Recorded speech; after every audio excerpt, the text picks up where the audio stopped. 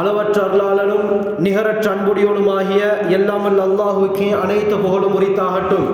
சாதிமத மேதி வந்த சத்திய தூதர் சன்மார்க்க போதகர் சர்தாரே தோ ஆலம் தாஜுல் மதீனா ரஹ்மத்துல் ஆலமீன் இமாமுல் அம்பியா ஹைருல் பரியா எம் உயிரிலும் உயிரான உயிரிலும் மேலான கண்மணி நபிகள் நாயகம் ஸல்லல்லாஹு அலைஹி வஸல்லம் அவர்கள் மீதும் இந்த தீன் பிற்காலத்திலே வாடிய மலராக இருக்கக்கூடாது, வாடாத மலராக இருக்க வேண்டும் என்பதற்காக உயிர் தியாகங்கள் இரத்த தியாகங்கள் செய்த சஹாபாக்கள், தாபிஊன்கள், தபுஅத் தாபிஈன்கள், இந்த உலகிலே வாழ்ந்த வாழுகின்ற வாழப்போகின்ற அத்தனை முஸ்லிமான முஃமினான ஆண்கள் பெண்கள் மீதும் அல்லாஹ்வின் சாந்தியும் சமாதானமும் என்றென்றும் உண்டாவதாக. புனிதமிக்க ஜும்ஆவுடைய நாளிலே இஅ்திகாஃபுடைய நியத்தில் வந்து அமர்ந்திருக்கும் அல்லாஹ்வின் நல்லடியார்களே, அல்லாஹ் சுப்ஹானஹு வ தஆலா தன்னுடைய வாழ்க்கையில் எந்த நல்ல விடயங்களை எடுத்து நடக்கும்படி கூறியிருக்கிறானோ அவற்றை முடியுமானாலோ எடுத்து நடக்கும்படியும், எவற்றை விட்டு விலகி ஒதுங்கி தவிர்ந்திருக்குமாறு கூறியிருக்கிறானோ அவற்றை முற்றுமுழுதாக தவிர்ந்து கொள்ளுமாறும் முதலில் எனக்கும் அப்பால் உங்களுக்கும் தக்வாவை கொண்டு நல்ல உபதேசம் செய்கிறேன், ஞாபகம் ஊட்டிக் கொள்கிறேன். கண்ணியமானவர்களே, அல்லாஹ்வுக்கு சுப்ஹானஹு வ தஆலா மிக கண்ணியமானவன், மிக உயர்ந்தவன், எந்த குறைகளும் அற்றவன். அவனுக்கு ஆரம்பம் என்று ஒன்று கிடையாது, இறுதி என்று ஒன்று கிடையாது. அவன் நித்திய ஜீவன், அவன் ஒருவன், அவனுக்கு நிகராக இந்த உலகத்திலே யாருமே கிடையாது. கண்ணியமானவர்களே, அல்லாஹ் சுப்ஹானஹு வ தஆலா உடைய அந்தஸ்து என்னவென்று எமக்கு தெரியும். அல்லாஹ் சுப்ஹானஹு வ தஆலாவுடைய கண்ணியத்தை பற்றி நாங்கள் மிக மிக அறிந்திருக்கிறோம். அல்லாஹுவை பற்றி நாங்கள் பேசிக் கொண்டிருக்கிறோம். எந்த அளவுக்கு என்றால் சஹீஹ் முஸ்லிமுடைய ரிவாயத், லா தகூமு ஸாஅ ஸல்லல்லாஹு அலைஹி வஸல்லம் சொன்னார்கள், மறுமை நாள் நிகழமாட்டாது ஹத்தா யுகால ஃபில் அர்தி அல்லாஹ் அல்லாஹ், உலகத்திலே அல்லாஹ் அல்லாஹ் என்று சொல்லக்கூடிய ஒரு மனிதன் உயிருடன் இருக்கும் வரை அல்லாஹ் இந்த உலகத்தை அழிக்க மாட்டான் என்று ஸல்லல்லாஹு அலைஹி வஸல்லம் சொன்னார்கள். அந்த அளவுக்கு தெய்வீகம் பொருந்திய ஒரு சொல்தான் அல்லாஹ் என்ற வார்த்தை. கண்ணியமானவர்களே, அல்லாஹ்வை எப்படி அழிக்க முடியாதோ, அல்லாஹுவை எப்படி யாராலும் ஒன்றும் செய்ய முடியாதோ, அல்லாஹ் என்ற வார்த்தையையும் யாராலும் அழிக்க முடியாது. அந்த அல்லாஹ் என்ற வார்த்தையில் இருக்கக்கூடிய எந்த எழுத்தை வெட்டினாலும் அது அல்லாஹுவைத்தான் குறிக்கும். கண்ணியமானவர்களே, அல்லாஹ் என்ற வார்த்தையில் இருக்கக்கூடிய முதலாவது அலிஃபை வெட்டினால் லில்லாஹ் என்று வரும். லில்லாஹ் என்றால் யாரை குறிக்கிறது? லில்லாஹி மா ஃபிஸ் ஸமாவாதி வல் அர்த், இந்த வானம் பூமி அல்லாஹ்வுக்குரியது, அல்லாஹ்வை தான் குறிக்கிறது. லில்லாஹ் என்ற அந்த வார்த்தையிலே உள்ள லாமை வெட்டினால் லஹு என்று வரும். அந்த லஹு யாரை குறிக்கிறது? லஹு மா ஃபிஸ் ஸமாவாதி வல் அர்த், அதுவும் அல்லாஹ்வை தான் குறிக்கிறது. சரி, அந்த லாமையும் வெட்டி விடுவோமே என்று சொல்லி லாமையும் வெட்டினால் கடைசியில் ஹா மட்டும் தான் மீயும். இந்த ஹா யாரை பார்த்து மீள்கிறது தெரியுமா? யாரை குறிக்கிறது தெரியுமா? ஹுவல்லாஹுல் ஹாலிகுல் பாரிஉல் முஸவ்விர் லஹுல் அஸ்மாஉல் ஹுஸ்னா, அதுவும் அல்லாஹ்வை தான் குறிக்கிறது. ஆக என்ன செய்தாலும் அல்லாஹ்வுடைய வார்த்தையில் இருக்கக்கூடிய எந்த எழுத்தை வெட்டினாலும் அது அல்லாஹ்வை தான் குறிக்கிறது. கண்ணியமானவர்களே, ஆக அல்லாஹ்வுடைய அந்தஸ்து எந்த அளவுக்கு கண்ணியமானதோ, அல்லாஹ்வுடைய மகத்துவம் எந்த அளவுக்கு உயர்ந்ததோ, இதே போல இந்த அல்லாஹ் என்ற வார்த்தை படைப்புகளில் யாருடன் இணைகிறதோ அல்லாஹ் அந்த படைப்பையும் கண்ணியமுள்ளதாக ஆக்குகிறான். கண்ணியமானவர்களை உதாரணமாக எடுத்துக்கொண்டால் முஹம்மது ஸல்லல்லாஹு அலைஹி வஸல்லம் அவர்களுடைய சிறப்பை பற்றி நாங்கள் அறிந்திருக்கிறோம், சொல்ல வேண்டிய அவசியம் கிடையாது. வரஃபஅனா லக திக்ரக், குர்ஆனிலே அல்லாஹ் கூறிவிட்டான், முஹம்மதே ஸல்லல்லாஹு அலைஹி வஸல்லம் உங்களுடைய பெயரை, உங்களுடைய வர்ணனையை, உங்களுடைய வாழ்க்கையை, உங்களுடைய தன்மைகளை, உங்களுடைய குணத்தை, உங்களுடைய அங்க அடையாளங்களை நாங்கள் உயர்த்தி விட்டோம், யாராலும் களங்கத்தை ஏற்படுத்த முடியாது. அதற்கு என்ன காரணம்? ரசூலுல்லாஹ், அல்லாஹ்வுடைய தூதர். அல்லாஹ் என்ற வார்த்தை ரசூலுடன் இணைந்து விட்டது. அதனால் அல்லாஹ்விற்கு என்ன கண்ணியமோ அதே கண்ணியம் முஹம்மது ஸல்லல்லாஹு அலைஹி வஸல்லம். கலாமுல்லாஹ், குர்ஆனுக்கு சொல்லப்படக்கூடிய இன்னொரு பேர் கலாமுல்லாஹ், அல்லாஹ்வுடைய பேச்சு. குர்ஆனை பற்றி எமக்கு தெரியும் எப்படியாப்பட்ட அந்தஸ்துள்ளது. 1400 வருடங்களுக்கு முன்னால அல்லாஹ் இந்த குர்ஆனை இறக்கினான். ஒட்டக காலத்துக்கு மட்டும் இந்த குர்ஆன் பொருந்தாது. எப்படியாப்பட்ட ஜெனரேஷன் வந்தாலும் அது டெக்னாலஜி உயர்ந்த காலமாக இருக்கலாம். கண்ணியமானவர்களே, எந்த காலமாக இருந்தாலும் பொருந்தக்கூடிய ஒரே வேதம் குர்ஆன் தான். குர்ஆனிலே அல்லாஹ் சவால் விடுகிறான், லா யத்தீஹில் பாத்திலு மின் மின் பைனி யதைஹி வலா மின் கல்ஃபி. அல்லாஹ் சேலஞ்ச் பண்றான், லா யக்தீஹில் பாத்தில். இந்த குர்ஆன் இறங்கப்படுவதற்கு முந்தைய காலமாக இருந்தாலும் சரி, குர்ஆன் இறக்கப்பட்டதற்கு பிறகு கியாமத் நாள் வரை வரக்கூடிய நாட்களாக இருந்தாலும் சரி, எந்த பாத்திலையும் பொய்யையும் இந்த குர்ஆனிலே கொண்டு வர முடியாது என்று அல்லாஹ் கூறுகிறான். அல்லாஹ் சேலஞ்ச் பண்றான், குர்ஆனிலே பொய்யை கண்டுபிடிக்க முடியாது, குர்ஆனை போல ஒரு வேதத்தை உருவாக்க முடியாது. சூரா பனி இஸ்ராயீலிலே அல்லாஹ் கூறுகிறான், குல் முஹம்மதே ஸல்லல்லாஹு அலைஹி வஸல்லம், மக்களை பார்த்து சொல்லுங்க, லஇன் ஜிதமஅத்தில் இன்சு வல் ஜின்னு அலா அய்யது பிமிஸ்லி ஹாதல் குர்ஆன். உலகத்திலே இருக்கக்கூடிய மனித கோடிகள் இதே போல எத்தனை கோடான கோடி ஜின்களையும் அல்லாஹ் படைத்து வைத்திருக்கிறானோ எல்லாமே ஒன்று சேரட்டும். மனிதர்கள், ஜின்கள் எல்லாமே ஒன்று சேரட்டும். அலா அய்யது பிமிஸ்லி ஹாதல் குர்ஆன். இந்த குர்ஆனை போல ஒரு வேதத்தை கொண்டு வருவதற்கு இவர்கள் எல்லாம் ஒன்று சேர்ந்து முயற்சி செய்தாலும் அல்லாஹ் சேலஞ்ச் பண்றான், லா யத்தூன பிமிஸ்லிஹி வலவ் கான பஅதுஹும் லிபஅதின் தஹீரா. அவர்களில் சிலர் சிலருக்கு உதவி செய்தாலும் குர்ஆனை போல ஒன்றை கொண்டு வர முடியாது. குர்ஆன் அப்படியாப்பட்ட ஒரு வேதம். சமீபத்தில் சுவிட்சர்லாந்துடைய ஃபின்ச்ல மிகப்பெரிய ஒரு ரிசர்ச், உலகத்தில் இருக்கக்கூடிய எல்லா மதத்துடைய புனித நூல்களையும் கொண்டு வர சொன்னார்கள். இதுவரை மாற்றப்படாத, திரிபுகள் திணிக்கப்படாத வேதம் எது என்று அவர்கள் ரிசர்ச் பண்ணினார்கள். ரிசர்ச் பண்ணினது கிறிஸ்தவர்கள். கண்ணியமானவர்களே, அலசி ஆராய்ந்தார்கள், உலகத்திலே எத்தனை மதங்கள் இருக்கின்றனோ எல்லா மதங்களுடைய நூல்களும் கொண்டு வரப்பட்டது. அலசி ஆராய்ந்தார்கள். கடைசியில அவர்கள் சொன்ன முடிவு என்ன தெரியுமா? இதுவரை இறக்கப்பட்ட நாளிலிருந்து இதுவரை மாறாத ஒரே வேதம் அல் குர்ஆன். அவர்களே சொல்லிவிட்டார்கள். நாம் என்ன சொல்ல வேண்டும் கண்ணியமானவர்களே? காரணம் என்ன தெரியுமா? குர்ஆனை பாதுகாக்கக்கூடிய பொறுப்பை அல்லாஹ் எடுத்திருக்கிறான். இன்னா நஹ்னு நஸல்னா ذிக்ர வ இன்னா லஹு லஹாஃபிதூன். நிச்சயமாக இந்த குர்ஆனை நாங்களே தான் இறக்கி வைத்தோம். வ இன்னா லஹு லஹாஃபிதூன். லஹாஃபிதூன் இஸ்மு ஃபாயிலுடைய வஸன். அரபியிலே இந்த வஸன் இந்த தோற்றத்திலே வந்தால் இஸ்திம்ரார், தொடர்ச்சியுடைய கருத்து என்ற அர்த்தம். அப்படி என்றால் வ இன்னா லஹு லஹாஃபிதூன், இந்த குர்ஆனை இன்னும் நாங்கள் தான் பாதுகாத்துக் கொண்டே இருக்கிறோம். யாராலும் ஒன்றும் செய்ய முடியாது. காரணம் என்ன? கலாமுல்லாஹ், அல்லாஹ்வுடைய பேர் இணைந்து விட்டது.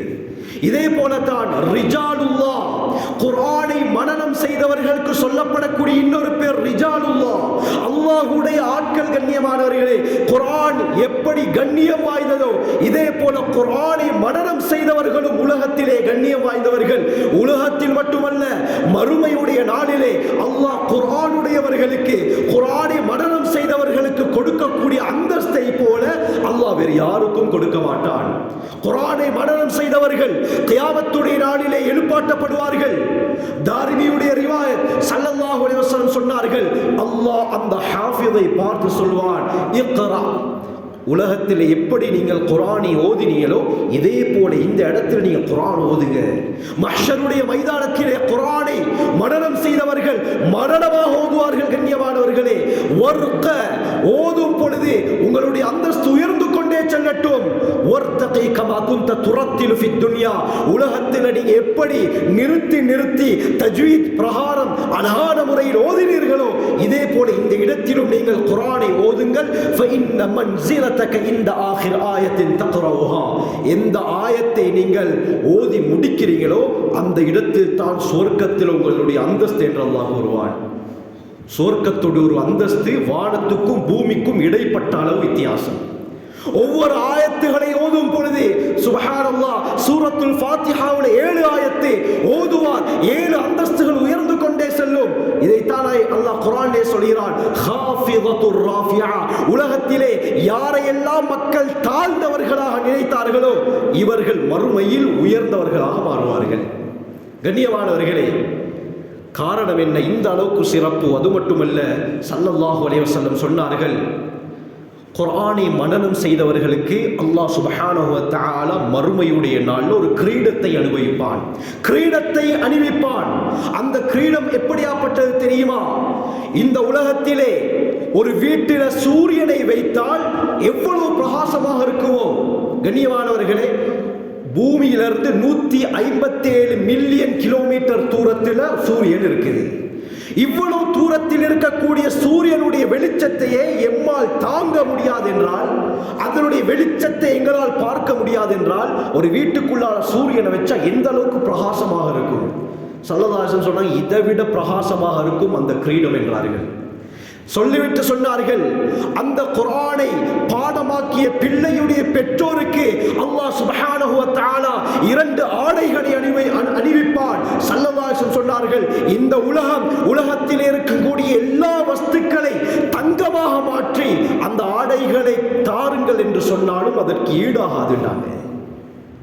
கண்ணியமானவர்களே, அவர்கள் கேட்பார்கள், ஏன் இந்த ஆடைகள் எங்களுக்கு அணிவிக்கப்படுகிறது? அல்லாஹ் சொல்வான், லி அஹ்தி வலதிகுமா அல் குர்ஆன், உங்களுடைய குழந்தைக்கு நீங்கள் குர்ஆனை கற்றுக் கொடுத்ததின் காரணமாக இப்படியாப்பட்ட அந்தஸ்தை நான் உங்களுக்கு தருகிறேன். அல்லாஹு அக்பர். நரகத்துக்கு கடமையாக்கப்பட்ட முஸ்லிம்களில் நரகத்துக்கு என்று கடமையாக்கப்பட்ட 10 பேரை ஒரு ஹாஃபிஸ் சுவர்க்கத்திற்கு அழைத்து செல்ல முடியும். கண்ணியமானவர்களை, அல்லாஹ்விடத்திலே ஷஃபாஅத் செய்ய முடியும். இமாம் ஜக்கரியா தெளிவாக குறிப்பிடுகிறார்கள். இந்த அளவுக்கு சிறப்பு யாருக்கு? குர்ஆனை மனனம் செய்தவருக்கு.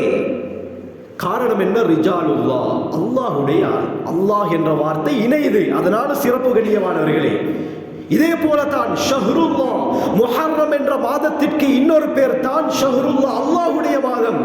எதிர்நோக்குகிறோம். இஸ்லாத்துடைய ஆரம்ப மாதம் முஹர்ரமுடைய மாதம். முஹர்ரம் மாதத்திற்கும் அதிகமான சிறப்புகள் இருக்கின்றன. இந்த மாதத்தில் தான் கண்ணியமானவர்களே அல்லாஹ் சுப்ஹானஹு வ தஆலா ஆதம் அலைஹிஸ்ஸலாத்தை சுவர்க்கத்துக்குள்ளால் நுழைவித்தான். நூஹ் அலைஹிஸ்ஸலாம் அவர்களுடைய கப்பல் ஜூதி மலையிலே தரை தட்டியது முஹர்ரமுடைய மாதம்.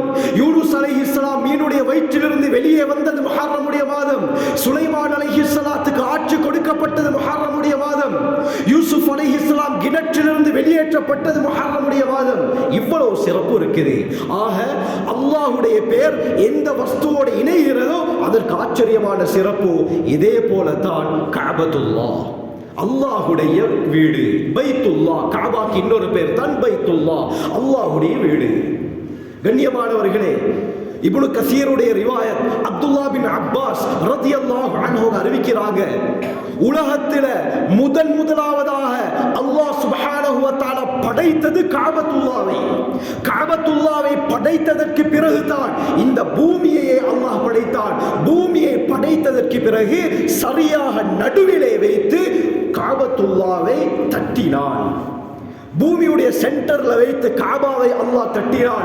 கண்ணியமானவர்களே, உலகத்தில் பூமியுடைய சென்டர் எது என்று பார்த்தால் தற்பொழுது நாசாவும் நிரூபித்திருக்கிறது காபா தான். காபத்துல்லாஹ் தான் பூமியுடைய சென்டர். அல்லாஹ் அமைத்தது அவ்வாறு.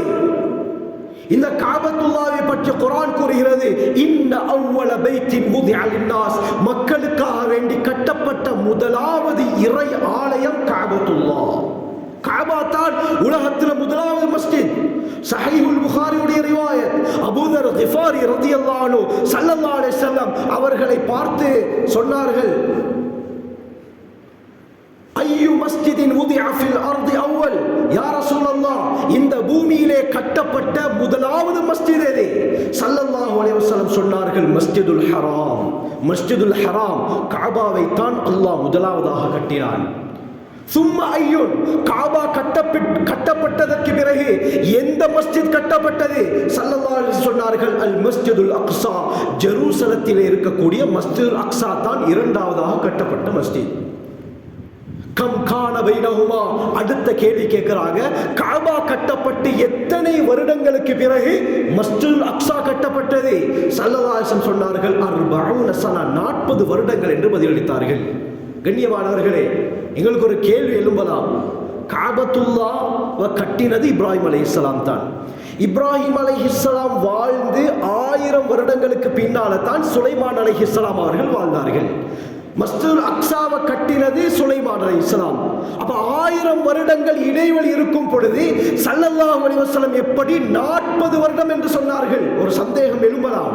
கண்ணியமானவர்களே, அல்லாமா அஸ்ரூகி அஹ்பார் மக்கா என்ற கிதாபில் தெளிவாக குறிப்பிடுறாங்க, கஅபத்துல்லாஹ் முழுமையாக 5 தடவை கட்டப்பட்டது. முழுமையாக கஅபா 5 தடவை கட்டப்பட்டது. அந்த அடிப்படையில் முதலாவதாக கஅபாவை கட்டினது மலக்குமார்கள். மலக்குமார்கள் தான் முதலாவதாக கஅபாவை கட்டினார்கள். இந்த கஅபாவை கட்டி 40 வருடங்கள் கழித்து மஸ்ஜிதுல் அக்ஸாவையும் முதல் தடவை கட்டினது மலக்குமார்கள். இதைத்தான் ஸல்லல்லாஹு அலைஹி வஸல்லம் ஹதீஸ்ல சொன்னாங்க, 40 வருடம் டிஸ்டன்ஸ். அதை கட்டினது யாரு? மலக்குமார்கள். அதற்கு பிறகு இரண்டாவது தடவை நூஹ் அலைஹிஸ்ஸலாம் அவர்களுடைய காலத்தில் வெள்ள பிரளயம் ஏற்பட்டது. கஅபாவை அல்லாஹ் வானத்துக்கு உயர்த்தினான். வானத்திற்கு உயர்த்தப்பட்டதற்கு பிறகு அதனுடைய அஸ்திவாரம் பவுண்டேஷன் மட்டும் அப்படி இருந்தது. இப்ப அல்லாஹ் சுப்ஹானஹு வ தஆலா இப்ராஹிம் அலைஹிஸ்ஸலாம் அவர்களுக்கு சொல்கிறான், கஅபாவை கட்டுங்கள். இப்னில் பைத், கஅபாவை கட்டுங்க. இப்ராஹிம் அலைஹிஸ்ஸலாம் சொன்னார்கள், யா அல்லாஹ், அந்த கஅபா எந்த இடத்திலே அமைந்திருக்கிறது எனக்கு தெரியாது.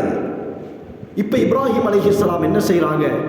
அல்லாமா ஃபக்ருர் ராஸி தங்களுடைய தஃப்சீர்ல குறிப்பிடுறாங்க, அல்லாஹ் இப்ராஹிம் அலைஹிஸ்ஸலாம் அவர்களுக்கு வஹி அறிவிக்கிறான், நான் ஒரு மேகத்தை அனுப்புகிறேன், அந்த மேகத்தை பின்பற்றி நீங்கள் செல்லுங்கள். அந்த மேகம் எங்க போயிட்டு நிக்கிறதோ அதுக்கு நேரா கீழே தான் கஅபா இருந்த இடம். கண்ணியமானவர்களே, பிறகு என்ன நடக்குது? இப்ராஹிம் அலைஹிஸ்ஸலாம் அந்த மேகத்தை பின்தொடர்ந்து செல்கிறார்கள். மேகம் எந்த இடத்திலே நிற்கிறதோ அந்த இடத்திற்கு வந்து சேர்கிறார்கள். அதுதான் தற்பொழுது கஅபத்துல்லாஹ் இருக்கக்கூடிய இடம். அருமையானவர்களே, பிறகு இஸ்மாயில் அலைஹிஸ்ஸலாம் அவர்களோடு சேர்ந்து கஅபத்துல்லாஹ் இப்ராஹிம் அலைஹிஸ்ஸலாம் கட்டுறாங்க. எங்களுக்கு தெரிஞ்ச சம்பவம். அப்ப இரண்டாவது தடவை கஅபத்துல்லாஹ்வை கட்டினது ஹஜ்ரத் இப்ராஹிம் அலைஹிஸ்ஸலாம். இப்ராஹிம் அலைஹிஸ்ஸலாம் அவர்களுக்கு அல்லாஹ் சுப்ஹானஹு வ தஆலாவுடைய ஒரு ஆர்டர் வருதுன்னா, உங்களுடைய மனைவியையும் உங்களுடைய பிள்ளை இஸ்மாயில் அலைஹிஸ்ஸலாம் இருவரையும் கொண்டு போய் மக்காவுல போயிட்டு விடுங்க. கண்ணியமானவர்களே, அல்லாஹ்வுடைய ஆர்டரை மதிக்கிறாங்க. அல்லாஹ்வுடைய கட்டளையை அவர்கள் பெரிதாக மதித்தார்கள். என்ன நடக்குது? பல வருடங்களுக்கு பின்னால் கிடைத்த குழந்தை இஸ்மாயில் அலைஹிஸ்ஸலாம். இஸ்மாயில் அலைஹிஸ்ஸலாத்தையும் தன்னுடைய மனைவி ஹாஜர் அலைஹிஸ்ஸலாத்தையும் அழைத்து கொண்டு மக்காவுக்கு வந்து சேர்றாங்க. கண்ணியமானவர்களே, புகாரியில தெளிவாக இந்த விடயம் பதியப்பட்டிருக்குது. பிறகு என்ன நடக்குது? கண்ணியமானவர்களே, இந்த ஹாஜர் அலைஹிஸ்ஸலாத்தையும் இஸ்மாயில் அலைஹிஸ்ஸலாத்தையும் விட்டு இப்ராஹிம் அலைஹிஸ்ஸலாம் செல்லும் பொழுது கஅபா இருந்த இடத்தை பார்த்து 3 துஆக்கள் செய்தார்கள். அந்த நேரத்தில் கஅபா இருக்கல்ல, கஅபாவுடைய பவுண்டேஷன் மட்டும் தான் இருந்தது. ஹஜ்ரத் இப்ராஹிம் அலைஹிஸ்ஸலாம் 3 துஆக்களை செய்கிறார்கள். அல்லாஹ் சுப்ஹானஹு வ தஆலா சூரா இப்ராஹிமிலே தெளிவாக கூறுகிறார், கிட்டத்தட்ட 9 துஆக்கள் செய்தார்கள். அதிலே முக்கியமான 3 துஆக்கள், ரப்பனா இன்னி அஸ்கன்து மின் ذريتي بواد غير ذي زرع عند بيتك المحرم ربنا ليقيموا الصلاة وجعل أفئدة من الناس تهوي إليهم وارزق أهله من الثمرات. முக்கியமான 3 துஆக்கள் செய்தார்கள். முதலாவது, யா அல்லாஹ், என் குடும்பத்தை எந்த ஒரு புட்கள் முளைக்காத பாலைவன பூமியிலே நான் தங்க விட்டு வந்திருக்கிறேன். அதனால யா அல்லாஹ், ரப்பனா லியுகீமுஸ் ஸலா, முதலாவது சொன்னார்கள், யா அல்லாஹ், என்னுடைய குடும்பத்தார் தொழுகையை நிலைநாட்டக்கூடியவர்களாக நீ ஆக்கிவிடு. இரண்டாவது சொன்னார்கள், அதிகமான மக்கள் இந்த இடத்தின் பக்கம் கூட்டம் கூட்டமாக வர வேண்டும் யா அல்லாஹ். மூன்றாவது துஆ, வர்ஸுக் அஹ்லஹு மினஸ் ஸமராத், இங்கே வாழக்கூடியவர்களுக்கு பழங்களை கொண்டு நீ அபிவிருத்தி செய்துவிடு யா அல்லாஹ் என்று முக்கியமான 3 துஆக்களை செய்தார்கள். அல்லாஹ் 3 துஆக்களை எப்படி கபூல் செய்தான் தெரியுமா? கண்ணியமானவர்களே, தொழுகைக்கு வுது என்பது கட்டாயம் செய்ய வேண்டும். வுது இல்லாமல் லா வுது லிமன் லா வுது ஹதீஸ் ஸல்லல்லாஹு அலைஹி வஸல்லம் சொன்னார்கள், யாருக்கு வுது இல்லையோ அவருக்கு தொழுகை என்பது கிடையாது. கண்ணியமானவர்களே, இந்த அடிப்படையில் ஒருத்தர் தொழுவதாக இருந்தால் அவர் வுது செய்ய வேண்டும். வுது செய்வதாக இருந்தால் அவருக்கு தண்ணீர் தேவை. அந்த தண்ணீரை அல்லாஹ் ஜம்சமாக மாற்றுகிறான். அல்லாஹ் சுப்ஹானஹு வ தஆலா ஜம்சம் கிணற்றை உருவாக்குகிறான். ஆதம் அலைஹிஸ்ஸலாத்துடைய துஆவுடைய முதலாவது பதில், தொழக்கூடியவர்களாக ஆக்கிவிடு என்று துஆ கேட்டார்கள். அதற்கு வுது தேவை. அந்த வுது செய்வதாக இருந்தால் தண்ணீர் தேவை. அந்த பாலைவன பூமியில் தண்ணீர் எங்கால கண்ணியமான கண்ணியமானவர்களே, அல்லாஹ் சுப்ஹானஹு வ தஆலா ஜம்ஸம் கிணற்றை வெளியாக்குகிறான். முதலாவது துஆவை அல்லாஹ் கபூல் செய்கிறான். இரண்டாவது துஆ, அதிகமானவர்கள் இந்த இடத்தை நோக்கி வர வேண்டும் என்ற துஆ செய்தார்கள். அருமையானவர்களே, யமனிலே இருந்த ஜுர்ஹும் வாசிகள் என்ன செய்யறாங்க, ஒரு நாள் அந்த பக்கமாக போற நேரத்தில் வானத்தில் சில பறவைகள் வட்டமிட்டுக் கொண்டிருந்தன. பறவைகள் ஒரு இடத்தை வட்டமிடுவதாக இருந்தால் அந்த இடத்திலே தண்ணீர் இருப்பதற்கு அடையாளம். பார்க்கிறாங்க, பல தடவை இந்த பாதையில நாங்கள் போயிட்டு இருக்கிறோம், ஆனால் இது முதல் தடவை பறவைகள் வட்டமிடுதே. 2 பேர் அனுப்புறாங்க, போயிட்டு பார்த்துட்டு வாங்க.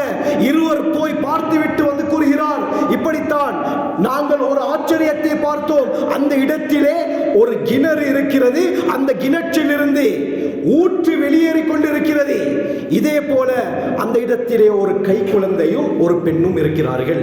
பிறகு ஜுர்ஹும் கூட்டம் ஹாஜர் அலைஹிஸ்ஸலாத்தை வந்து கேட்கிறாங்க, இப்படித்தான் நாங்கள் இந்த இடத்துல தங்கிக்கவா, இந்த இடத்துல எங்களுக்கு தங்குறதுக்கு நீங்க அனுமதி தாரீங்களா? ஹாஜர் அலைஹிஸ்ஸலாம் சொன்னாங்க, தாராளமாக நீங்க தங்கிக் கொள்ளலாம், ஆனால் ஜம்ஸமுடைய கட்டுப்பாடு ஏண்ட கையில தான் இருக்கணும். சரி என்று சொன்னார்கள். ஜுர்ஹும் கூட்டத்தினர் அந்த இடத்திலே தங்க ஆரம்பிக்கிறார்கள். இவர்களின் மூலமாகத்தான் பிற்காலத்தில் அரபியர்கள் உருவாகினாங்க. ஸல்லல்லாஹு அலைஹி வஸல்லம் அவர்கள் சொன்னார்களே, ஹஜ்ரத் ஆதம் அலைஹிஸ்ஸலாம், அதாவது ஹஜ்ரத் இப்ராஹிம் அலைஹிஸ்ஸலாம் அவர்கள் கேட்ட இரண்டாவது துஆவையும் அல்லாஹ் கபூல் செய்தான். மூன்றாவது துஆ, வர்ஸுக் அஹ்லஹு மினஸ் ஸமராத், இந்த இடத்தை பழங்களை கொண்டு அபிவிருத்தி செய்து விடு யா அல்லாஹ் என்று துஆ செய்தாங்க. இமாம் ஆலூசி ரஹிமஹுல்லாஹ் ரூஹுல் மஆனில குறிப்பிடுறாங்க, அல்லாஹ் ஜிப்ரீல் அலைஹிஸ்ஸலாம் அவர்களுக்கு கட்டளையிடுறார், உடனடியாக நீங்கள் பலஸ்தீனுக்கு போங்க. பலஸ்தீனுக்கு செல்கிறார்கள். தங்களுடைய இறக்கையின் மூலமாக ஒரு ஊரை அப்படியே குடைந்து எடுக்கிறார்கள். எடுத்துக்கொண்டு மக்காவிலிருந்து 110 கிலோமீட்டர் தூரத்திலே அந்த ஊரை அப்படியே வைக்கிறார்கள். அந்த ஊரை வைப்பதற்கு முன்னால ஜிப்ரீல் அலைஹிஸ்ஸலாம் காபாவுக்கு வாராங்க. கண்ணியமானவர்களே, காபத்துல்லாவை ஜிப்ரீல் அலைஹிஸ்ஸலாம் தவாஃப் செய்கிறார்கள். ஹஜ்ரத் ஜிப்ரீல் அலைஹிஸ்ஸலாம் காபாவை தவாஃப் செய்யும் பொழுது அந்த ஊரும் காபாவை தவாஃப் செய்கிறது.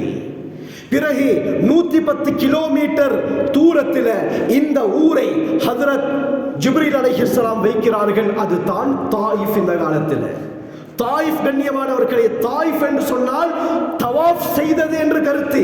காபாவை முதலாவதாக தவாஃப் செய்த ஊர் இந்த தாயிஃப். இந்த தாயிஃபை எடுத்துக்கொண்டால் எல்லா காலங்களிலும் எல்லா பழங்களும் கிடைக்கும். சீசன் என்பது தாயிஃப்ல இல்ல. 365 நாளும் எல்லா விதமான பழங்கள், எல்லா விதமான மரக்கறிகள், எல்லா விதமான கீரைகளும் அந்த தாயிஃப்ல இருக்குது. ஸ்ரீலங்காவில் நூரலி எப்படி கூல் கிளைமேட் உள்ள பகுதியோ இதே போலத்தான் சவுதியில தாயிஃபை எடுத்துக்கொண்டால் கூல் கிளைமேட் உள்ள பகுதி. எல்லா விதமான பழங்களும் இருக்கிறது. போனவர்களுக்கு தெரியும், அங்கே இருக்கக்கூடிய பழங்கள் ஸ்ரீலங்காவில் இருக்கக்கூடிய பழங்களை போல கிடையாது. தோற்றத்திலும் பெரிதாக இருக்கும், சுவையிலும் வித்தியாசமாக இருக்கும். எந்த அளவுக்கு சொன்னால் எங்க ஏரியாவில் கிடைக்கிற கீரை தான் வல்லார கொட்டுக்கொள்ளுவோம், இது கூட தாயிஃப்ல இருக்குது. இந்த அளவுக்கு அல்லாஹ் இப்ராஹிம் அலைஹிஸ்ஸலாம் அவர்களுடைய துஆவை கபூல் செய்கிறான். ஆக கண்ணியமானவர்களே, ஹஜ்ரத் இப்ராஹிம் அலைஹிஸ்ஸலாமும் இஸ்மாயில் அலைஹிஸ்ஸலாமும் சேர்ந்து இரண்டாவது தடவை காபத்துல்லாவை கட்டுகிறார்கள். காபாவை கட்டும் பொழுது இப்ராஹிம் அலைஹிஸ்ஸலாம் அவர்கள் காபாவிலே 3 மாற்றங்களை ஏற்படுத்தினார்கள். அல்லாமா அஸ்ரூகி தெளிவாக குறிப்பிடுகிறார்கள். முதலாவது என்ன, காபாவுக்கு 2 வாசல் வச்சாங்க. இரண்டாவது, காபாவுக்கு 2 மூலைகளை தான் ஏற்படுத்தினாங்க. இப்ப இருக்கிற மாதிரி 4 மூலை காபாக்கு இல்ல, 2 மூலை.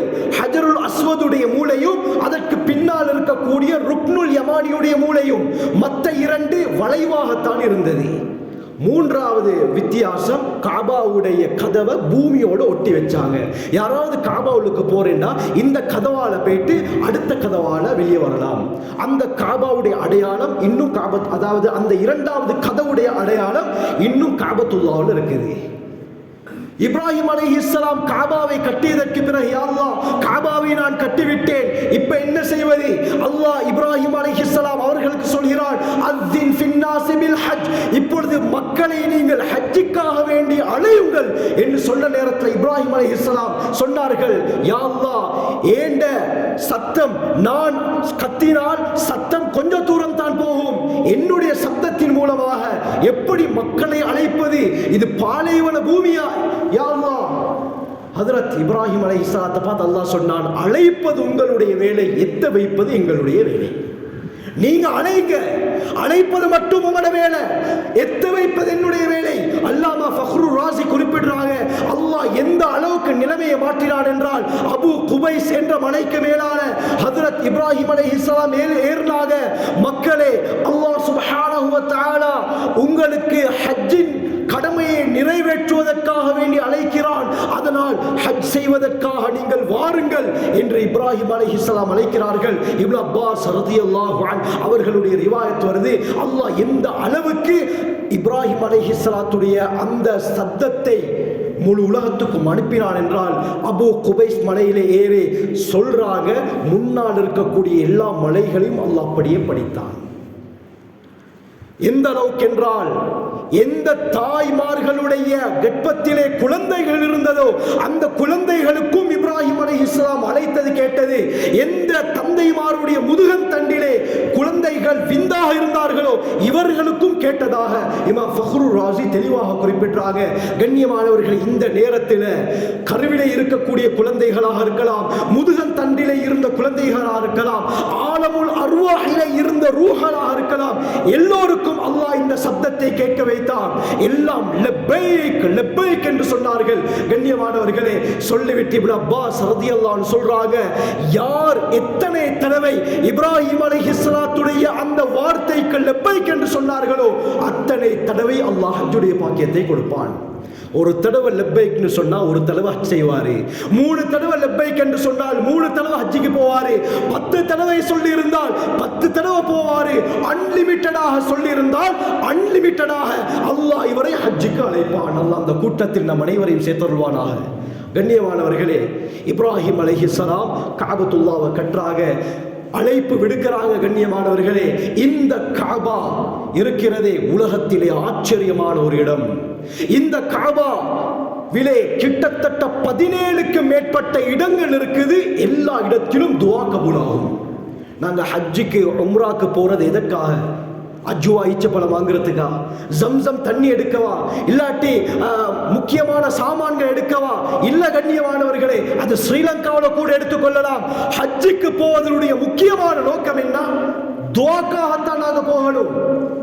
எத்தனையோ துஆக்கள் இந்த ஊரிலே நாங்கள் கேட்டிருப்போம், கபூலாக இருக்காது. ஆனால் அந்த துஆக்களை அல்லாஹ் ஹஜ்ஜிலே கபூலாக்குவான். ஹஜ் உம்ராக்கு போறதே துஆவுக்காக வேண்டிய. கண்ணியமானவர்களே, அங்கே எத்தனையோ பேர் சென்று தங்களுடைய நேரத்தை வீணடிக்கக்கூடிய காட்சிகளை நாங்கள் பார்க்கிறோம். அல்லாஹ் அப்படியாப்பட்டவர்களை விட்டு நம்மை பாதுகாப்பானாக. கஷ்டப்பட்டு சல்லி செலவழிச்சு பணம் காசு செலவழிச்சு போகிறோம். ஆனால் ஹோட்டல்லையும் பல கடைகளிலும் தான் நான் அதிகமான நேரத்தை செலவழிக்கிறோம். ஒரு விடயத்தை யோசிக்க வேண்டும். அல்லாஹ் இந்த பூமியை மிதிக்கக்கூடிய, இந்த காபாவை பார்க்கக்கூடிய பாக்கியத்தை நமக்கு தந்திருக்கிறான். அடுத்த தடவை இங்க வர்றதுக்கு சந்தர்ப்பம் கிடைக்குமோ தெரியாது. அதனால சந்தர்ப்பத்தை பயன்படுத்திக் கொள்ள வேண்டும். சந்தர்ப்பத்தை பயன்படுத்துவோன் முஃமின், சந்தர்ப்பத்தை தவற விடுவோன் முனாஃபிக். கண்ணியமானவர்களே, ஆக இந்த காபாவில் 17க்கு மேற்பட்ட இடங்கள் இருக்குது. எல்லாமே துஆ கபூலாகக்கூடிய இடம். முதலாவது கண்ணியமானவர்களே, ஹஜ்ஜுக்காக வேண்டி போறோம், உம்ராவுக்காக வேண்டி நாங்கள் எத்தனையோ பேர் போக இருக்கிறோம். கண்ணியமானவர்களே, இந்த சபையில் இருக்கக்கூடிய அனைவரையும் அவர்களுடைய குடும்பத்தாரையும் அல்லாஹ் அடிக்கடி ஹஜ் உம்ரா செய்யக்கூடிய பாக்கியத்தை அருள்வானாக. கண்ணியமானவர்களே, கட்டாயம் போகக்கூடிய இடம். கண்ணியமானவர்களே, பணத்தின் மூலமாக எங்களால் போக முடியாது. முகலாய மன்னர்கள் உலகத்திலே கொடி கட்டி பறந்தவர்கள். 800 வருஷம் இந்தியாவை ஆட்சி செய்தார்கள். ஆலம்கீர், இதே போல முக்கியமான மன்னர்களுடைய கோட்டைகளை பார்த்தால் 120 ஏக்கர் அளவுக்கு பிரமாண்டமான கோட்டைகள். ஆனால் இதுவரைக்கும் முகலாய மன்னர்கள் யாரும் ஹஜ் செய்ததாக சரித்திரம் இல்லை. பணம் இருந்து போக இயலாது. அல்லாஹுடைய இராதத், அல்லாஹுடைய ரஹ்மத் படணும். கண்ணியமானவர்களே, அல்லாஹ் அந்த கூட்டத்திலே நம் அனைவரையும் சேர்த்தருள்வானாக. ஆக முதலாவது நாங்கள் ஹஜ்ஜுக்கு போகிறோம். ஹஜ்ஜுக்கு போய் முதலாவது காபாவை பார்த்தவுடன் எந்த துஆ கேட்டாலும் அல்லாஹ் கபூல் செய்கிறான். சந்தேகம் இல்லாமல் பார்த்த உடனே எந்த துஆவை கேட்டாலும் அல்லாஹ் கபூல் செய்கிறான். அந்த நேரத்தில் எங்களுக்கு டவுட் வரும், எந்த துஆவை கேட்கிறது? பார்த்த உடனே எந்த துவாவை கேட்கிறது அப்படின்னு எங்கள் உள்ளத்தில் ஒரு ஆசை வரும். ஸல்லல்லாஹு அலைஹி வஸல்லம் அருமையான ஒரு துவாவை சொல்லி தந்திருக்கிறார்கள். குர்ஆனில் அல்லாஹ் கூறுகிறான், ரப்பனா ஆத்தினா ஃபித் துன்யா ஹஸனா வ ஃபில் ஆখিরাতি ஹஸனத வ கினா அஸாபன்னார். யா அல்லாஹ், இந்த உலகத்திலும் மறுமையிலும் எல்லா நலவுகளையும் எனக்கு தந்திரு யா அல்லாஹ், நரகத்தை விட்டு என்னை பாதுகாத்திரு யா அல்லாஹ் என்று செய்யக்கூடிய துஆ தான் இது.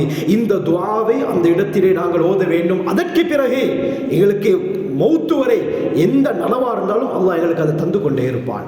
முதலாவது கஅபாவை பார்த்தவுடன் கேட்கக்கூடிய துஆ கபூல். இரண்டாவதாக தவாஃப் செய்வோம். கண்ணியமானவர்களே, இப்னு மாஜாவுடைய ரிவாயத் ஸல்லல்லாஹு அலைஹி வஸல்லம் சொன்னார்கள், தவாஃப் யாரு மன் தாஃபல் பைத 50 மர்ரத்தன், யார் கஅபத்துல்லாஹ்வை 50 தடவை தவாஃப் செய்கிறாரோ, ஒரு தடவைனா 7 சுத்து, ஒரு தவாஃப்னு சொன்னா 7 தடவை கஅபாவை வலம் வாரதுக்கு தான் ஒரு தவாஃப்னு சொல்றது. இது போல 50 தடவை யார் கஅபாவை தவாஃப் செய்கிறாரோ ஸல்லல்லாஹு அலைஹி வஸல்லம் சொன்னார்கள், அன்று பிறந்த பாலகனை போல அல்லாஹ் அவர்களை ஆக்கி விடுகிறான். அன்று பிறந்த பாலகனை போல எல்லா பாவங்களும் மன்னிக்கப்பட்டு விடுகிறது. திர்மிதியுடைய ரிவாயத் ஸல்லல்லாஹு அலைஹி வஸல்லம் சொன்னார்கள், மன் தாஃப பில் பைத்தி வ ஸல்லா ரக்அத்தைன், யார் கஅபாவை தவாஃப் செய்துவிட்டு 2 ரக்அத்துகள் தொழுகிறாரோ, ஒரு அடிமையை உரிமை விட்ட நன்மையை அல்லாஹ் அவருக்கு கொடுக்கிறான்.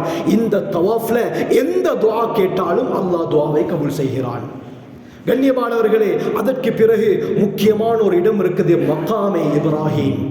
மகாமே இப்ராஹிம் ஒரு தங்க நிற கூட்டிலே ஒரு கல் வைக்கப்பட்டிருக்கிறது, கஅபாவுக்கு முன்னால் இருக்கிறது. இந்த மகாமே இப்ராஹிம் என்று எதற்கு சொல்வதென்றால், இப்ராஹிம் அலைஹிஸ்ஸலாம் கஅபாவை கட்டும் பொழுது கற்களை உயரத்துக்கு வைக்க வேண்டும். அந்த காலத்தில் லிஃப்ட் ஒன்றும் இல்லை.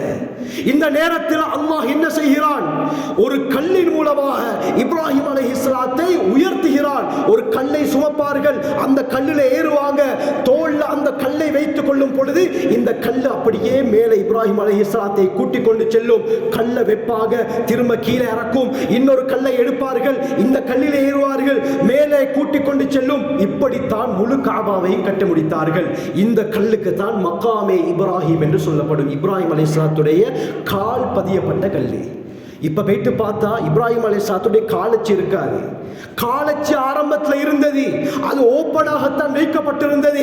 மக்கள் அந்த கல்லை தொட்டு என்ன செய்தார்கள், காலச்சி அப்படியே அழித்தார்கள். இதனால் சவுதி அரசாங்கம் என்ன செய்யறாங்க, இனி யாருமே இதை பிடிக்க கூடாது என்பதற்காக ஒரு கூட்டை தயார் செய்து அந்த கூட்டுக்குள்ளால அந்த கல் இருக்குது.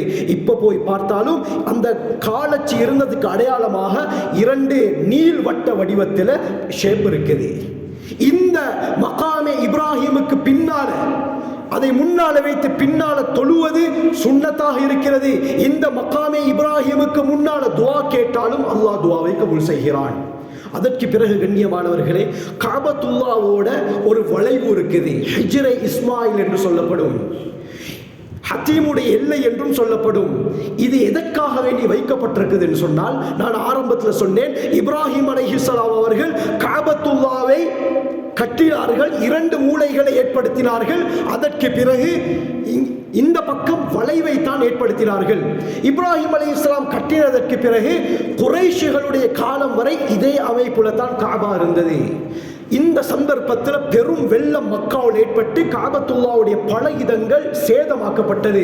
இந்த நேரத்தில் குறைஷிகள் என்ன செஞ்சாங்கண்டா, மக்களிடத்திலே பொதுவாக ஒரு அறிவிப்பை விடுத்தார்கள், யாரிடத்திலே பியோ பணம் இருக்கிறதோ, வட்டியில் ஈடுபட்ட பணம், விபச்சாரத்தில், களவுல, மோசடியில, இப்படியாப்பட்ட விடயங்களின் மூலமாக சேர்ந்த பணங்கள் தேவல்ல, ஹலாலான முறையில் பியோவான அமைப்புல யார் பணங்களை வைத்திருக்கிறார்களோ அவர்கள் மட்டும் எங்களுக்கு கொண்டு வந்து தாருங்கள் என்று வசூலித்தார்கள். பெரிய ஒரு பணத்தொகை செல்கிறது. பிறகு என்ன செய்யறாங்க, கஅபத்துல்லாவை கட்ட ஆரம்பிக்கிறாங்க. பிறகு கண்ணியமானவர்களே, அவர்கள் சேர்த்த பணம், அந்த பட்ஜெட் அப்படியே குறைய போக்குள்ள என்ன செஞ்சாங்க, இங்கிட்டு வளைவை ஏற்படுத்துவதற்கு அவர்களுக்கு முடியாமல் போனது. என்ன செய்தார்கள், வளைவை ஏற்படுத்தக்கூடிய அளவுக்கு பட்ஜெட், பொருளாதாரம், பணம் அவர்கள்ட்ட இல்லாததின் காரணமாக இந்த பக்கமாக ஒரு சுவரை எழுப்பினார்கள். 4 மூல கஅபாக்கு வந்துச்சு. அப்ப இப்ராஹிம் அலைஹிஸ்ஸலாம் கஅபாவை கட்டினார்கள், இந்த பக்கம் வளைவை ஏற்படுத்தினார்கள் என்பதற்கு அடையாளமாகத்தான் ஹிஜ்ரை இஸ்மாயில் இன்றும் வைக்கப்பட்டு இருக்கிறது. கண்ணியமானவர்களை, காபாவுக்கும் ஹிஜ்ர இஸ்மாயிலுக்கும் நடுவுல ஒரு பாதை இருக்குது. உள்ளுக்கு வரையிலும், உள்ளுக்கு வந்து தொலையிலும். மக்காவுடைய வெற்றிக்கு பின்னால புகாரியுடைய ரிவாயத் வருது. ஆயிஷா ரலியல்லாஹு அன்ஹா ஸல்லல்லாஹு அலைஹி வஸல்லம் அவர்கள்ட்ட, யா ரசூலல்லாஹ், என்ன காபாக்குள்ளால கூட்டி கொண்டு போங்க என்று சொன்ன நேரத்தில் ஸல்லல்லாஹு அலைஹி வஸல்லம் ஆயிஷா நாயுடைய கையை பிடித்து இந்த வளைவுக்குள்ளால தான் கூட்டி கொண்டு வந்தார்கள். ஆயிஷா நாயகி கேட்டாங்க, யா ரசூலல்லாஹ், இதுள்ளுக்கு என்னை கூட்டிட்டு வாரீங்களே, காபா உள்ளுக்கு தானே நான் கூட்டி கொண்டு போக சொன்னேன். கண்ணியமானவர்களே, ஸல்லல்லாஹு அலைஹி வஸல்லம் சொன்னார்கள், இதுவும் காபத்துல்லாவுடைய உள்பகுதி தான். இப்ராஹிம் அலைஹிஸ்ஸலாம் அவர்கள் கட்டினார்கள். அதற்கு பிறகு குறைஷிகள் கட்டும் பொழுது அவர்களுடைய பொருளாதாரத்திலே குறை ஏற்பட்டதின் காரணமாக என்ன செய்தார்கள், ஒரு சுவரை எழுப்பிவிட்டு இப்ராஹிம் அலைஹிஸ்ஸலாம் கட்டினத்துக்கு அடையாளமாக ஒரு வளைவை ஏற்படுத்தினார்கள். இதற்குள்ளால போனா காபத்துல்லாவுக்குள்ளால போனதற்கு சமம், இதற்குள்ளால தொழுதா காபாவுக்குள்ளால தொழுததற்கு சமம். இதுதான் ஹிஜ்ர இஸ்மாயில். ஆக கண்ணியமானவர்களே, இந்த ஹிஜ்ர இஸ்மாயிலுக்குள்ளால துஆ கேட்டாலும் அல்லாஹ் கபூல் செய்கிறான். இந்த ஹிஜ்ர இஸ்மாயிலுக்குள்ளால இருந்து முன்னால காபா, அந்த காபாவுக்கு நேரா மேல மீசாபே ரஹ்மா என்ற ஒரு தங்க பீலி இருக்கிறது. காபாவுக்கு மேலான மழை பொழிதால் அந்த பீலி வழியாகத்தான் தண்ணீர் கொட்டும். இதற்கு நேராக இருந்து கேட்டாலும் அல்லாஹ் துஆவை கபூல் செய்கிறான். பிறகு கண்ணியமானவர்களே, சஅய் செய்வார்கள், சஃபா மர்வா தொங்கோட்டம் ஓடுவார்கள். இந்த சஃபா மர்வா கிடையில தொங்கோட்டம் ஓடும் பொழுது எந்த துஆ கேட்டாலும் அல்லாஹ் துஆவை கபூல் செய்கிறான். அதற்கு பிறகு ஜம்சம் கிணறு இருக்கிறது. அந்த கிணறு இருந்த இடத்திலே துஆ கேட்டால் துஆ கபூலாகும். அந்த தண்ணீரை குடிப்பதற்கு முன்னால எந்த நியத்து வைத்து குடித்தாலும் அல்லாஹ் துஆவை கபூல் செய்கிறான். திர்மிதியுடைய ரிவாயத், ஸல்லல்லாஹு அலைஹி வஸல்லம் சொன்னார்கள், மாஏ ஜம்சம் லிமா ஷுரிபலா, ஜம்சம் தண்ணீர் எதற்காக வேண்டி குடிக்கப்படுமோ அந்த விடயம் கபூலாகும். எந்த நியத்தை வைத்து குடித்தாலும் அல்லாஹ் அந்த நியத்தை கபூல் செய்கிறான் என்று ஸல்லல்லாஹு அலைஹி வஸல்லம் சொன்னார்கள். கண்ணியமானவர்கள், இப்னு மாஜாவுடைய இன்னொரு ரிவாயத் வருது. ஸல்லல்லாஹு அலைஹி வஸல்லம் சொன்னார்கள், முஃமின்களுக்கும் நயவஞ்சகர்களுக்கும் மத்தியில் இருக்கக்கூடிய வித்தியாசம் என்ன தெரியுமா? ஜம்சம் தண்ணியை முனாஃபிகீன்களுக்கு தாராளமாக குடிக்க இயலாதுன்றாங்க. மக்காவுடைய வெற்றி நேரம், ஹஜ்ஜத்துல் வதாவுடைய நேரம், ஸல்லல்லாஹு அலைஹி வஸல்லம் பெரிய ஒரு பாத்திரத்தை எடுத்து முழுமையாக ஜம்சமை குடித்தார்கள். குடித்துவிட்டு தான் சொன்னார்கள், இப்படியாப்பட்ட அளவு, இந்த அளவுக்கு தண்ணீரை குடிப்பது முனாஃபிகீன்களுக்கு கஷ்டம் என்றார்கள். முஃமின்களுக்கு மட்டும் தான் தண்ணீரை குடிக்க முடியும் என்றார்கள். கண்ணியமானவர்களே, இந்த இடத்திலே எந்த துஆ கேட்டாலும் அல்லாஹ் கபூல் செய்கிறார். அதற்கு பிறகு கண்ணியமானவர்களே, மினா இருக்கிறது. இந்த மினாவுக்கு வந்து நாங்கள் 8வது நாள் தங்குவோம். 8வது நாள்ல இருந்து ஹஜ்ஜுடைய கிரிகைகள் ஆரம்பமாகும். இந்த 8வது நாளுக்கு யௌமு தர்வியா என்று சொல்லப்படும். யௌமு தர்வியா என்றால் தாகம் தீர்க்கக்கூடிய நாள். இந்த நாளுக்கு ஏன் இந்த பேர் வந்தது என்றால், ஆரம்ப காலத்தில் மக்காவுல வந்து தண்ணீர் பற்றாக்குறை இருந்தது. அதனால உலகத்துல நாலாபுறத்துல இருந்து வரக்கூடியவங்க தண்ணீரை எடுத்துக்கொண்டு தான் வருவார்கள். தண்ணீரை எடுத்துக்கொண்டு வருவதின் காரணமாகத்தான் இந்த நாளுக்கு யௌமு தர்வியா என்று சொல்லப்படும். பல வருடங்களாக தண்ணீர் இல்லாமல் தான் இருந்தது. அப்பாசியாக்களுடைய ஆட்சி காலத்துல ஹாரூன் ரஷீத் மன்னருடைய மனைவி தான் ஜுபைதா அம்மையார். கண்ணியமானவர்களை, இவர் என்ன செய்தாரு? மக்காவுல பற்றாக்குறை, தண்ணீர் பற்றாக்குறை இருப்பதின் காரணமாக இவர் என்ன செஞ்சாரு? இவங்க என்ன செஞ்சாங்கன்னு சொன்னால், மஸ்ஜிதுல் ஹராம்ல இருந்து தாயிஃப் வழியாக அரஃபா, முஸ்தலிஃபா, மினா வரை பெரும் ஒரு கால்வாயை ஏற்படுத்தினார்கள். இதற்கு தான் நஹர் ஜுபைதா என்று சொல்லப்படும். இன்னும் அந்த கால்வாய் இருக்கிறது. ஆனால் தற்போது அதன் மூலமாக தண்ணீர் வருவது கிடையாது. இப்ப தண்ணீருடைய ஏற்பாடுகள் வேறு விதத்திலே செய்யப்பட்டிருக்கிறது. இந்த அளவுக்கு கிட்டத்தட்ட 36 கிலோமீட்டர் அளவுக்கு பிரமாண்டமான இந்த கால்வாயின் மூலமாக ஜுபைதா அம்மையார் என்ன செஞ்சாங்க? ஹாஜிமார்களுக்கு தண்ணீரோட ஏற்பாட்டை செய்து கொடுத்தார்கள். 200 வருடங்களாக ஹாஜிமார்கள் இந்த கால்வாயிலிருந்து வரக்கூடிய தண்ணீரை தான் குடித்தார்கள். இன்றும் மக்கள் அதை பார்க்க முடியும். ஆனால் அதற்குள்ளால இப்ப தண்ணீர் கிடையாது. ஆக கண்ணியமானவர்களே, இந்த 8வது நாள் யௌமு தர்வியா, தாகம் தீர்க்கக்கூடிய நாள் என்று சொல்லப்படும். இந்த நாள்ல மினாவுல ஹாஜிமார்கள் ஒன்று சேருவார்கள். இந்த மினாவுல இருந்து துஆ கேட்டாலும் அல்லாஹ் துஆவை கபூல் செய்வான். 8வது நாள் ஹஜ்ஜுடைய கிரிகைகள் ஆரம்பமாகும். இங்கே இருந்து ஹாஜிமார்கள் நிய்யத்தை வைத்துக் கொண்டு செல்வார்கள். ஒவ்வொரு இடத்திற்கு ஸல்லல்லாஹு அலைஹி வஸல்லம் ஒவ்வொரு ஊர்வாசிகளுக்கு ஒவ்வொரு இடத்தை நிர்ணயித்தார்கள். புகாரியுடைய ரிவாயத் வருது, அந்த இடத்துக்கு வந்து தான் நிய்யத்து வைக்கணும். ஸ்ரீலங்காவில் இருந்து போகக்கூடியவர்கள் யலம்லம் என்ற இடத்தில் நியத்து வைக்க வேண்டும். இது ஹஜ்ஜுடைய வாஜிபுகள் உண்டு. யலம்லம் என்ற இடத்திலே நியத்து வைக்கணும். மஸ்ஜிதுல் ஹராம்ல இருந்து 130 கிலோமீட்டர் தூரத்தில் இந்த யலம்லம் என்ற இடம் இருக்கிறது.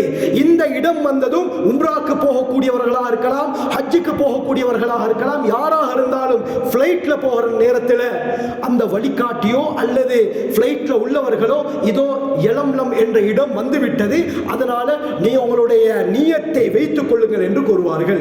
கண்ணியமானவர்களே, ஒவ்வொரு இடத்திற்கு ஒவ்வொரு நாடுகளுக்கு ஸல்லல்லாஹு அலைஹி வஸல்லம் ஒவ்வொரு ஏரியாவை நிர்ணயித்தார்கள். மதீனா வாசிகளுக்கு துல் ஹுலைஃபா, இதே போல கர்னுல் மனாசில், ஜுஹ்ஃபா, தாத்துல் இர்க், ஜஅரானா, ஹுதைபியா போன்ற பல மீகாத்துகள் இருக்குது. ஸ்ரீலங்காவில் இருந்து யாராவது போவதாக இருந்தால் இந்த யலம்லம் என்ற இடத்திலே நியத்து வைப்பது வாஜிப். ஹஜ்ஜுடைய வாஜிபுகள் 6 இருக்குது, அதில் ஒன்று மீகாத்துல நியத்து வைக்க வேண்டும். பிறகு கண்ணியமானவர்களே, மக்காவுக்கு போவாங்க. மக்காவுக்கு போனதுக்கு பிறகு அங்கே தங்களுடைய ஹோட்டல்ல தங்கினதுக்கு பிறகு 8வது நாள் யௌமு தர்வியா, இந்த தினத்திலிருந்து ஹஜ்ஜுடைய கிரிகைகள் ஆரம்பமாகும். நியத்து வைத்திருப்பார்கள். பிறகு என்ன நடக்கும்? அவர்கள் ஹோட்டல்ல இருந்து இஹ்ராமுடைய ஆடையோட தல்பியா சொன்னவர்களாக மினாவை நோக்கி போவாங்க. முதலாவது விஷயம், அந்த இடத்துல இருந்து மினாக்கு போவாங்க. மினாக்கு போயிட்டு 8வது நாள் லுஹர், அசர், மக்ரிப், இஷா, 9வது நாள் சுபஹ், இந்த 5 தொழுகைகளையும் மினாவுல தான் நிறைவேற்ற வேண்டும். 8வது நாள் லுஹரையும் அசரையும் சேர்த்து சுருக்கி தொழுவார்கள். இதே போல மக்ரிபையும் இஷாவையும் சேர்த்து சுருக்கி தொழுவாங்க. அடுத்த நாள் 9வது நாள் காலையில சுபஹை தொழுது சூரியன் உதித்ததற்கு பிறகு மினாவுல இருந்து 9வது நாள் அரஃபாக்கு போவாங்க. அரஃபாவுல போயிட்டு லுஹரையும் அசரையும் சேர்த்து சுருக்கி தொழுவார்கள். மக்ரிப் சூரியன் மறையும் வரை அரஃபாவிலே இருப்பார்கள். ஸல்லல்லாஹு அலைஹி வஸல்லம் சொன்னார்களே, கைரு துஆ, திர்மிதியுடைய ரிவாயத், கைரு துஆஇ துஆஉ யௌமி அரஃபா, துஆக்களிலே மிகவும் சிறந்தது அரஃபாவுடைய நாள் செய்யக்கூடிய துஆ. அதனால் ஹாஜிமார்கள் அந்த ஜபலே ரஹ்மா என்ற மலையில, அந்த அரஃபாவுடைய மைதானத்தில் துஆக்களிலே ஈடுபட்டு கொண்டிருப்பார்கள். எந்த துஆ கேட்டாலும் அல்லாஹ் அரஃபாவுடைய மைதானத்திலே கபூல் செய்கிறான். 9வது நாள் அவர்கள் என்ன செய்வார்கள்? மக்ரிப் சூரியன் மறையும் வரை அரஃபாவுல இருந்து துஆல ஈடுபட்டு சூரியன் மறைந்ததற்கு பிறகு முஸ்தலிஃபாக்கு போவாங்க. முஸ்தலிஃபாக்கு போய் அங்கே மக்ரிபையும் இஷாவையும் சேர்த்து இஷாவை சுருக்கி தொழுவார்கள். 2 தொழுகைகளையும் அந்த 9வது நாள் முஸ்தலிஃபாவிலே தொழுதுவிட்டு 9வது நாள் நைட் முஸ்தலிஃபாவில் தான் தங்குவார்கள். தங்கி அடுத்த நாள் காலை 10வது நாள் பெருநாளுடைய தினம் துல்ஹிஜ்ஜாவுடைய 10வது நாள் சுபஹ் தொழுகையையும் முஸ்தலிஃபாவிலே தொழுதுவிட்டு ஷைத்தானுக்கு கல்லடிப்பதற்காக வேண்டி 7 கற்களை எடுத்துக்கொண்டு மினாக்கு போவாங்க. மினாக்கு போயிட்டு துல்ஹிஜ்ஜாவுடைய 10வது நாள் லுஹருக்கு முன்னால ஜம்ரத்துல் அகபா, அதாவது பெரிய ஷைத்தான் சொல்லுவோம், இந்த ஜம்ரத்துல் அகபாவுக்கு 7 கற்களை இவர்கள் எறிவார்கள். அதற்கு பிறகு என்ன நடக்கும் கண்ணியமானவர்களே? இவர்கள் இந்த கல் அடித்ததற்கு பிறகு 10வது நாள் தன்னுடைய முடியையும் அவர்கள் வலித்துக் கொள்வார்கள். ஹதீஸ்ல வருது, ஸல்லல்லாஹு அலைஹி வஸல்லம் யாரு முடியை முழுமையாக வலிக்கிறார்களோ அவர்களுக்கு 3 முறை பாவ மன்னிப்பு தேடி துஆ செய்தார்கள். யாரு வலிக்காமல் குறைத்துக் கொள்வாங்களோ, மெஷின் மூலமாக குறைத்துக் கொள்வாங்களோ, இவர்களுக்கு 2 தடவை தான் ஸல்லல்லாஹு அலைஹி வஸல்லம், இன்னொரு ரிவாயத்துல 1 தடவை துஆ செய்தார்கள். ஆக வலித்துக் கொள்வது சிறந்தது. இது ஹஜ்ஜுடைய ருக்குன்கள்ல உண்டு.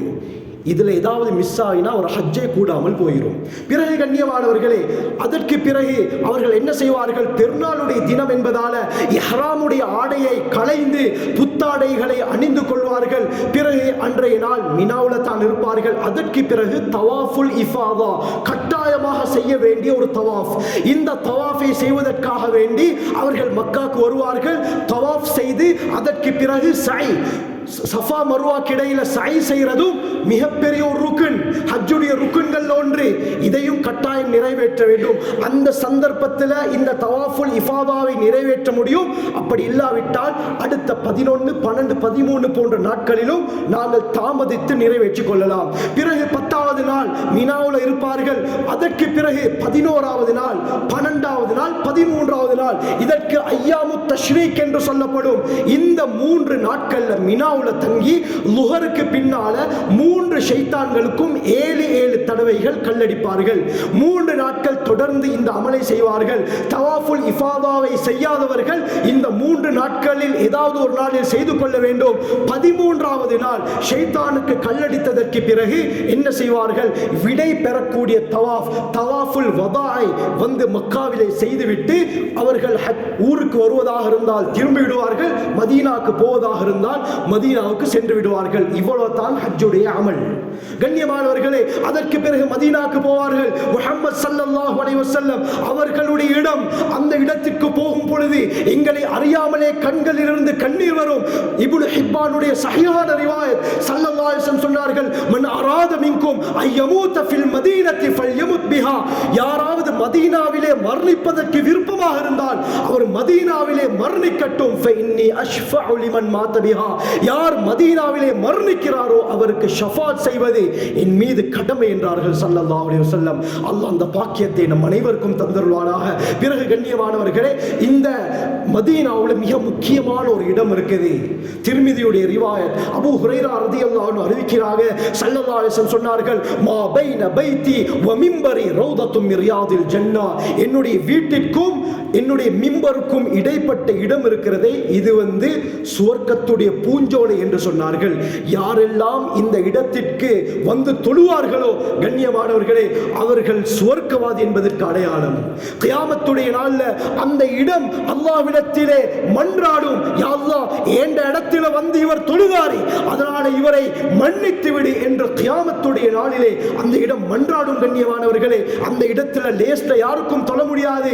முடிந்தால் அல்லாஹ் யாருக்கு நலவை நாடுகிறானோ அவர் நிச்சயமாக அந்த இடத்துக்கு போய் தொழுதுட்டு வருவார். கிரவுட் இருக்கும். அப்படி இருந்தும் அந்த குறுகிய இடத்துல அல்லாஹ் இவருக்கு தொழக்கூடிய பாக்கியத்தை கொடுப்பார். ஆக கண்ணியமானவர்களே, இந்த ஹஜ்ஜுடைய கடமைகள், இந்த விஷயத்தை மட்டும் சொல்லிக்கொண்டு நான் முடித்துக் கொள்கிறேன். ஹஜ் இருக்குதே, ஹஜ் உம்ரா. சிலர் ஹஜ்ஜுக்கு மட்டும் ஹஜ்ஜை மட்டும் நியத்து வைத்து போவார்கள். சிலர் உம்ராவையும் ஹஜ்ஜையும் சேர்த்து நியத்து வைத்து போவார்கள். சிலர் நேரத்தோடு போயிட்டு உம்ராவை முடித்துவிட்டு 8வது நாள் ஹஜ்ஜுக்காக வேண்டி தனியாக நியத்து வைத்து போவார்கள். 3 முறை இருக்குது. யாரு ஊர்ல இருந்தே ஹஜ்ஜுடைய நியத்தை மட்டும், நான் ஹஜ்ஜை மட்டும் தான் செய்ய போறேன் என்ற நியத்து வைத்து போனால் அதற்கு இஃப்ராத் என்று சொல்லப்படும்.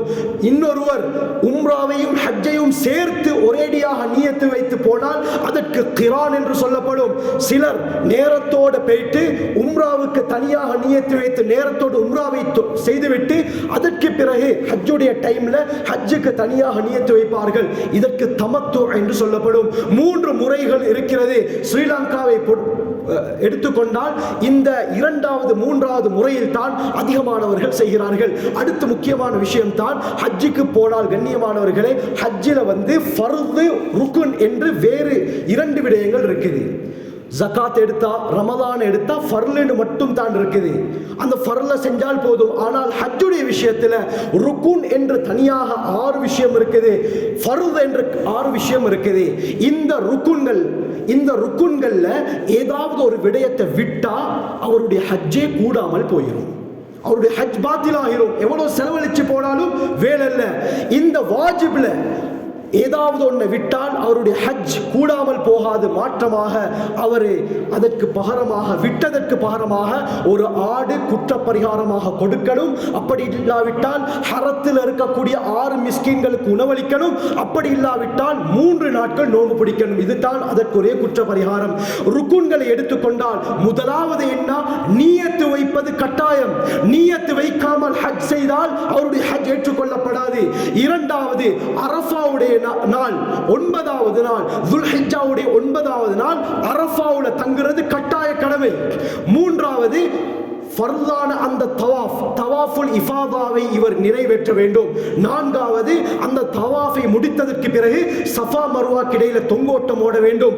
5வது 10வது நாள் முடிகளை களைந்து கொள்ள வேண்டும். 6வது மேல சொன்ன விடயங்களை தர்த்தீப் பிரகாரம் செய்கிறது. இந்த 6 விடயம் ஹஜ்ஜுடைய கட்டாயம். இதுல ஏதாவது ஒன்று மிஸ் ஆகினா அவருடைய ஹஜ் கூடாமல் போயிடும். 20-25 லட்சம் செலவழிச்சாலும் எந்த பிரயோஜனமும் இல்லாமல் போய்விடும். அடுத்த 6 விஷயங்கள் இருக்குது. இது வாஜிப்.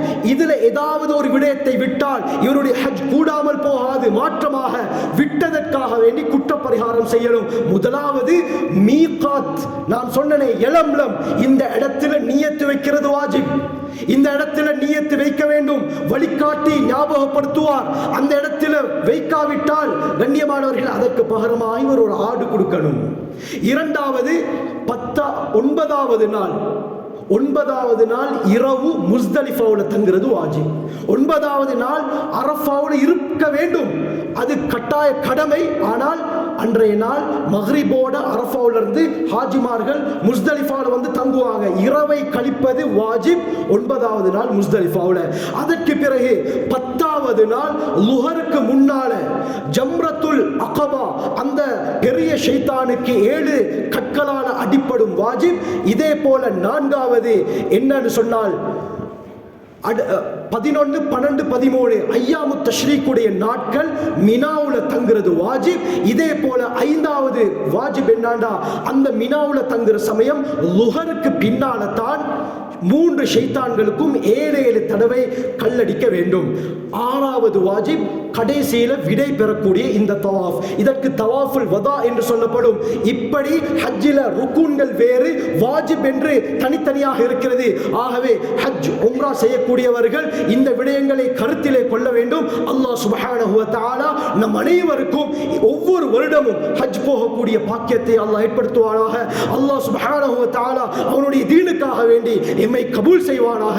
அல்லாஹ் சுப்ஹானஹு வ தஆலா அவனுடைய அந்த பைத்துல்லாவை பார்க்கக்கூடிய சந்தர்ப்பத்தை அடிக்கடி எமக்கும் எம்முடைய குடும்பத்தாருக்கும் அல்லாஹ் ஏற்படுத்துவானாக.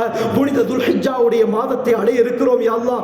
இந்த துல்ஹிஜ்ஜாவுடைய மாதத்தை சிறந்த முறையிலே கழித்து உன்னுடைய நெருக்கத்தை பெறக்கூடியவர்களாக அல்லாஹ் நம்மை ஆக்கிவிடு யா அல்லாஹ். ஜஸாக்குமுல்லாஹு கைர். வ ஆகிரு தஅவானா அல்ஹம்துலில்லாஹி ரப்பில் ஆலமீன்.